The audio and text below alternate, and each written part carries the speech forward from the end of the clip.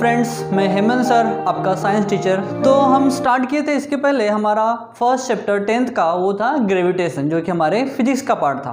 तो ग्रेविटेशन में हमने पढ़ा था ग्रेविटेशन के बारे में, यूनिवर्सल ग्रेविटेशनल लॉ और यूनिवर्सल ग्रेविटेशनल कांस्टेंट के बारे में। आज हम पढ़ेंगे फोर्स, मोशन, फिर सेंट्रीपिटल फोर्स और सर्कुलर मोशन के बारे में, और then we will start the Kepler's law.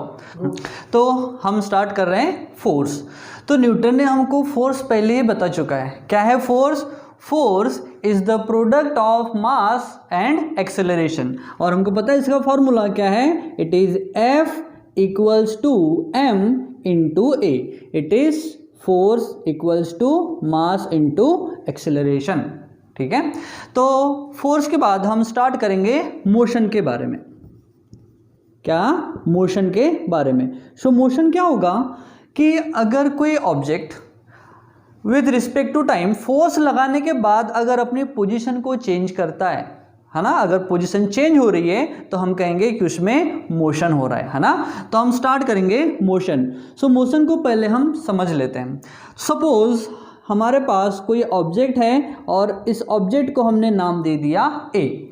अब ऑब्जेक्ट है तो इसका मास भी होगा ऑब्वियसली, और ये हो गया, ये किसी सरफेस के ऊपर रखा हुआ है ना, ये किसी सरफेस के ऊपर रखा हुआ है।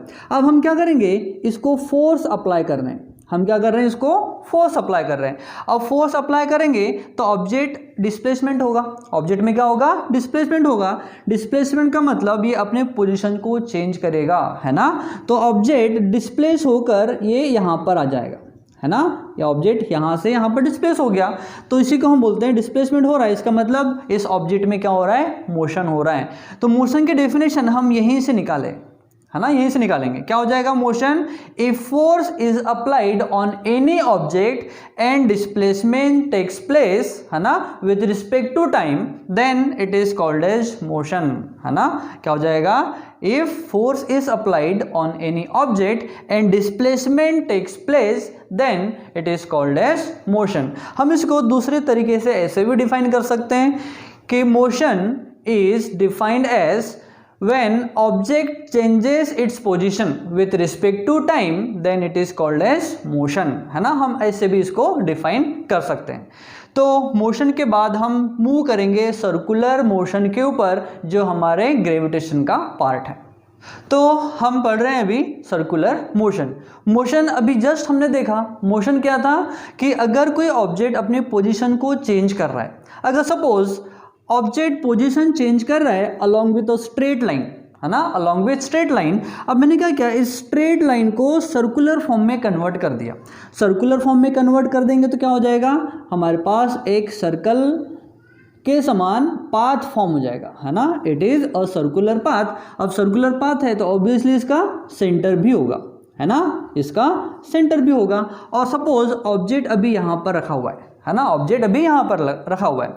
अगर मोशन हो रहा है इस ऑब्जेक्ट में अलोंग विथ सर्कुलर पाथ, है ना, अगर मोशन हो रहा है ऑब्जेक्ट में अलोंग विथ सर्कुलर पाथ, तब हम कहेंगे कि जो मोशन है वो कैसा है? सर्कुलर मोशन है। तो सर्कुलर मोशन क्या हो जाएगा? If object changes its position along with circular path, है ना, हम इसको नाम दे देंगे, इट इज सर्कुलर पाथ, है ना। ये क्या है? It is an object, it is an object. So object changes its position along with circular path is called as circular motion। अब हम देखेंगे यूनिफॉर्म सर्कुलर मोशन क्या होता है। तो यूनिफॉर्म का मतलब होता है इक्वल टाइम इंटरवल में जब चीज़ें रिपीट होती है ना, हम उसी को बोलते हैं यूनिफॉर्म, है ना। तो ऐसा मोशन जो सर्कुलर पाथ में हो रहा है और इक्वल इंटरवल ऑफ टाइम में इक्वल डिस्टेंस को ट्रेवल कर रहा है, तब हम कहेंगे जो मोशन है वो कैसा है? Uniform circular motion. तो उसकी डेफिनेशन क्या हो जाएगी? When an object changes its position along with circular path and travels equal distance in equal interval of time, then it is called as circular motion। या हम इसको ऐसा भी डिफाइन कर सकते हैं, when an object travels equal distance in equal interval of time along with circular path is called as uniform circular motion। तो अब हम पढ़ेंगे सेंट्रीपिटल फोर्स क्या होता है ना। तो सेंट्रीपिटल फोर्स बहुत ज़्यादा इंपॉर्टेंट है हमारे इस चैप्टर में, जो कि हमको बहुत सारी इन्फॉर्मेशन देगा कि हमारे प्लैनेट जो सन के आसपास रिवॉल्व कर रहे हैं ना, वो कैसे घूम रहे हैं ऐसे। ठीक है, तो सपोज ये है हमारा सर्कुलर पाथ और ये है उसका सेंटर जिसको हम सी से रिप्रेजेंट करते हैं, और हमारा ऑब्जेक्ट है यहाँ पर, है ना। तो हमको पता है जब भी कोई ऑब्जेक्ट अगर मूव करता है तो मूव कैसे करता है, along with a straight line. यानी कोई भी ऑब्जेक्ट जब मोशन में रहेगा तो ऑब्जेक्ट की टेंडेंसी रहती है कि वो हमेशा अलोंग विद स्ट्रेट लाइन में ही मोशन करे। अगर उसका मोशन को स्ट्रेट लाइन से चेंज करके हमको किसी डायरेक्शन में या फिर किसी सर्कुलर पाथ में मोशन कराना है तो हमको एक फोर्स की रिक्वायरमेंट होती है ना। तो हमको पता है कि फोर्स क्या क्या कर सकता है, किसी भी ऑब्जेक्ट के मोशन के डायरेक्शन को चेंज कर सकता है, ऑब्जेक्ट जो मूव कर रहा है ना उसकी स्पीड को चेंज कर सकता है ना। तो ये सब क्या है, फोर्सेस अप्लाई करने के बाद मोशन के ऊपर जो इफेक्ट होता है ना वो है। तो हमको क्या करना है, इस ऑब्जेक्ट को अगर सर्कुलर पाथ में मूव करना है तो ऐसा कोई ना कोई फोर्स एक्ट कराना पड़ेगा इस ऑब्जेक्ट पर जो इसको सर्कुलर पाथ में क्या करेगा, मूव कराएगा, है ना। तो हमको पता है ये ऑब्जेक्ट कैसा करता है, मूव करेगा along with a straight line, along with straight line. लेकिन जब भी ऑब्जेक्ट इस सर्कुलर पाथ से दूर होने की कोशिश करेगा तो एक फोर्स क्या करेगा, सेंट्रीपिटल फोर्स जिसको हम बोलते हैं, वो इस ऑब्जेक्ट को दूर जाने नहीं देगा और उसको इसी सर्कुलर पाथ में कंटिन्यूअस मूव कराने की कोशिश करेगा, है ना। तो ऐसा फोर्स जो सर्कुलर पाथ में ऑब्जेक्ट को मूव करने के लिए रिस्पॉन्सिबल होता है, ऐसे ऑब्जेक्ट को ऐसे फोर्स को हम बोलते हैं सेंट्रीपिटल फोर्स। सेंट्रीपिटल फोर्स को समझने के लिए हम एक एक्टिविटी करेंगे जो आपके टेक्स्ट बुक पेज नंबर 2 में दिया हुआ है ना। सो ये एक स्ट्रिंग है जिसको हमने ये जो ऑब्जेक्ट है इससे बाइंड करके रखा हुआ है ना। तो हमको पता है कि ये ऑब्जेक्ट अगर मोशन में रहेगा तो ये कैसा मूव करेगा, along with a straight line. लेकिन हमने इस स्ट्रिंग के थ्रू एक फोर्स एक्ट कराएंगे इस पेन के ऊपर या ऑब्जेक्ट के ऊपर, जो ये डायरेक्टेड होगा किधर, सेंटर के तरफ। जैसे देखो सेंट्रीपिटल फोर्स के कारण ये क्या करेगा, मूव करेगा along with a circular path. लेकिन जैसे ही मैंने इस ऑब्जेक्ट को जो फोर्स एक्ट हो रहा है उसको मूव छोड़ दिया तो क्या करेगा, अलोंग विथ स्ट्रेट लाइन में वो मूव हो गया, है ना। सो जो सेंटर के तरफ ऑब्जेक्ट को मूव करा रहा है हम उसको बोलते हैं सेंट्रीपिटल फोर्स, और जो फोर्स इसको स्ट्रेट लाइन में मूव कराने की कोशिश करेगा, है ना, हम उसको बोलते हैं सेंट्रीफ्यूगल फोर्स। सेंट्रीपिटल फोर्स की डेफिनेशन क्या हो जाएगी, the force which is acting on an object which is moving along with circular path and which is directed toward the center is called as centripetal force। तो आइए दोस्तों अब हम start करने वाले हैं केप्लर्स लॉ। लेकिन केप्लर्स लॉ को समझने के लिए हमको इलिप्स समझना बहुत ज़रूरी है ना। तो इलिप्स क्या होता है, इलिप्स एक इलोंगेटेड सर्कल होता है ना। इलिप्स एक इलोंगेटेड सर्कल होता है जिसमें दो फोकस पॉइंट होते हैं जहां पर दोनों फोकस में से किसी एक फोकस के ऊपर सन रह सकता है। सो इलिप्टिकल पाथ भी क्या होगा कि जो डिफरेंट पोजीशन है हमारे प्लैनेट की या ऑब्जेक्ट की, है ना, वहां से दोनों फोकस तक का डिस्टेंस हमेशा कांस्टेंट होता है ना। तो हमारे पास 3 पोजीशन दी हुई है। तो पोजीशन फर्स्ट के लिए हम बात करेंगे पोजीशन ए, है ना, और पोजीशन ए से F1 तक का डिस्टेंस और पोजीशन ए से F2 तक का जो डिस्टेंस है हम उसको कैलकुलेट करेंगे। ये हमेशा इक्वल आएगा किसके, पोजीशन ऑफ बी से F1 और F2 तक के डिस्टेंस के, है ना। और पोजीशन नंबर सी के लिए अगर हम देखेंगे तो क्या हो जाएगा, it is always equals to, है ना, पोजीशन सी से F1 तक का डिस्टेंस एंड पोजीशन सी से F2 तक का जो डिस्टेंस है वो कैसा होगा, हमेशा कांस्टेंट होगा, ये कभी चेंज नहीं होगा। आप इलिप्स के ऊपर इनफाइनाइट नंबर ऑफ पोजीशन लेकर अगर आप डिस्टेंस मेजर करोगे दोनों फोकस से, वो हमेशा कांस्टेंट रहेगा, वो चेंज नहीं होगा। It is all about ellipse. हम स्टार्ट करेंगे केप्लर्स के लॉ। तो हम स्टार्ट कर रहे हैं केप्लर्स का फर्स्ट लॉ। तो केप्लर का जो फर्स्ट लॉ है ये हमको इन्फॉर्मेशन देता है about the orbit of planet के बारे में, है ना। और इसीलिए इस लॉ को हम बोलते हैं लॉ ऑफ ऑर्बिट भी बोलते हैं। First law of Kepler states that all the planet revolve around the sun in an elliptical orbit and sun is at one of the focus. जैसे हमने इलिप्स में देखे थे 2 फोकस होते हैं, तो दोनों फोकस में से सन किसी भी एक फोकस के ऊपर रह सकता है, और हमेशा जो प्लैनेट है वो रिवॉल्व करेंगे around the sun in an elliptical orbit. It is all about Kepler's first law. ये देखते हैं केपलर्स का सेकंड लॉ। केपलर के सेकंड लॉ को लॉ ऑफ एरिया भी कहते हैं, क्योंकि हमको इन्फॉर्मेशन देता है कि कैसे हमारे प्लैनेट जब सन के आसपास रिवॉल्व करते हैं इलिप्टिकल ऑर्बिट में, तो इक्वल टाइम इंटरवल में इक्वल एरिया को वो स्वीप करते हैं, यानी कवर करते हैं, है ना। तो second law of Kepler states that when planet revolve around the sun in an elliptical orbit, they sweeps out equal area in equal interval of time.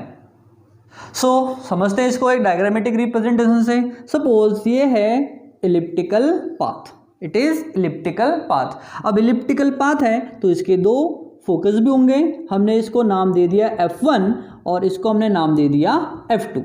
तो सन इन दोनों में से किसी एक पोजीशन को एक्वायर कर सकता है। सपोज हमने कंसिडर किया कि इस पोजीशन के ऊपर हमारा सन प्रेजेंट है ना, और हमारा जो प्लैनेट है, हम एग्जांपल ले रहे हैं अर्थ का, तो अर्थ अभी यहाँ पर है।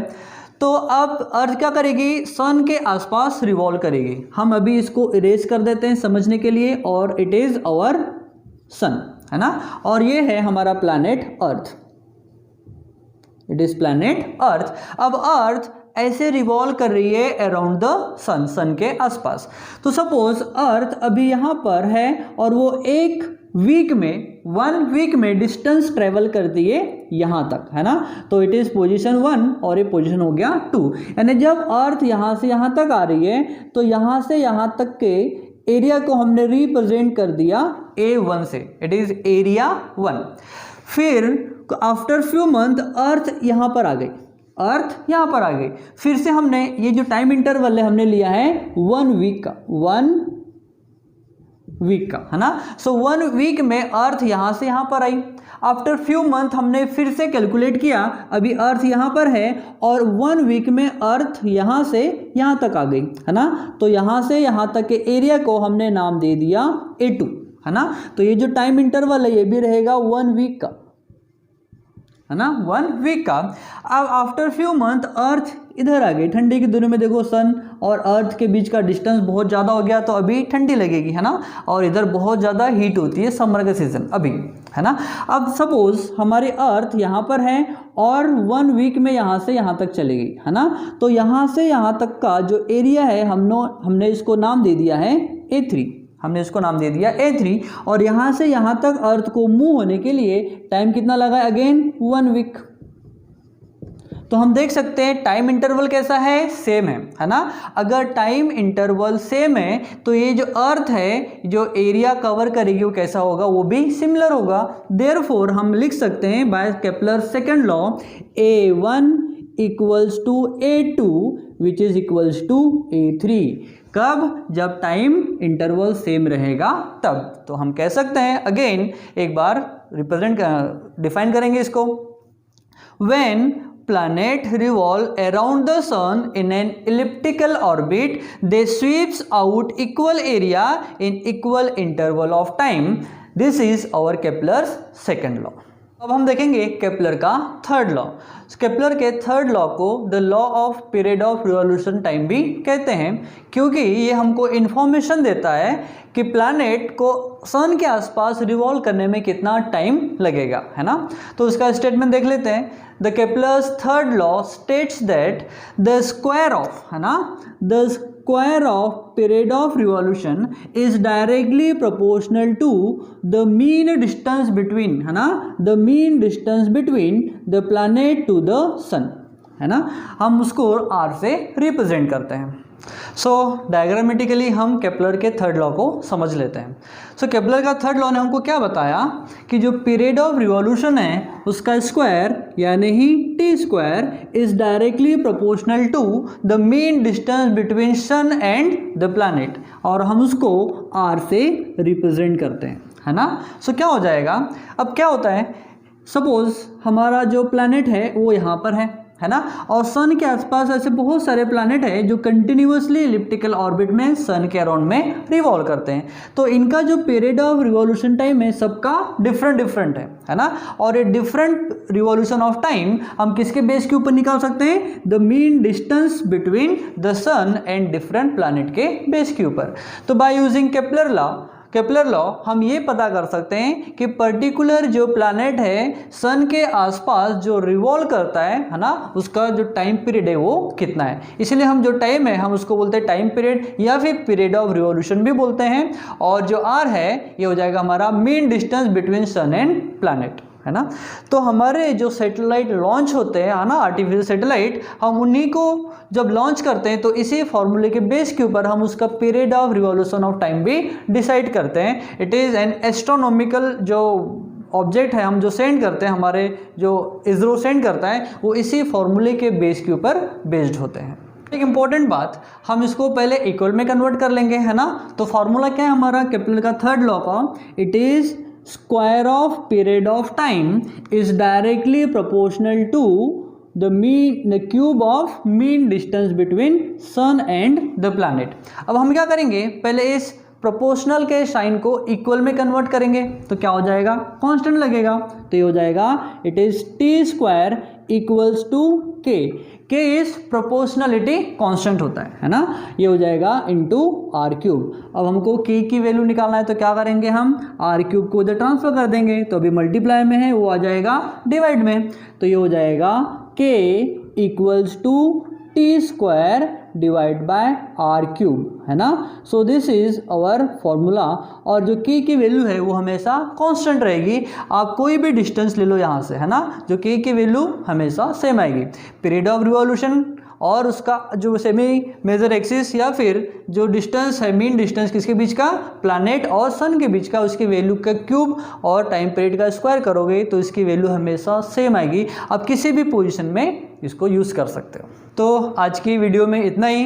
अब हम नेक्स्ट वीडियो में ग्रेविटेशन बेस्ड न्यूमेरिकल करेंगे और ये वीडियो आपको बिल्कुल भी मिस नहीं करना है। वीडियो आपको अच्छा लगा तो आप इसे लाइक कीजिए और हाँ, अगर अभी तक के आपने इसको सब्सक्राइब नहीं किया है तो सब्सक्राइब कीजिए, जिससे आपको न्यू वीडियोज़ के अपडेट मिलते रहेंगे।